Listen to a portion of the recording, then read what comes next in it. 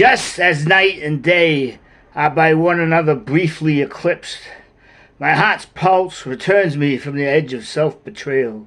The Lord is my shepherd, and I shall drink morning, afternoon, and evening from now on, from the running waters he chose to always leave as if unstillable, balanced through the long and fruitful years of life between eternity and time. Time, her own self, thereby being the transubstantiate grape of infinity's vine. The two are uncorruptible, in sync with one another's separate unity. They heal the wounds ourselves, as well as lingering past place us upon our souls. And the soul mender said to the traveler, "You've been standing outside my gate for the length of 3 succeeding sunrises now. Why won't you knock upon my door? The laws of our Creator only know an arbitrary measure. Understand how that arbitude separates through and by their very and same same unity, the Old and New Testaments." And the traveler replied, "I found upon my return from the hospital a book that might have left there by a woman or man of unknown personage. It might have been left there by a woman or man of unknown personage and place. My room had been ransacked by enemies from within and without.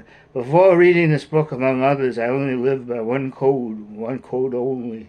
Never hurt another, either physically, mentally, or spiritually. Then, when these unseen ghosts of enmity had left my chamber, someone left me this book. Its philosophy of Christian life left me to hold off a while reading it.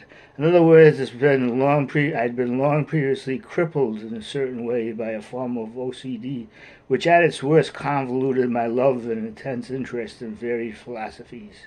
My crop this previous time of harvest knew a poverty it had never in past years quite known.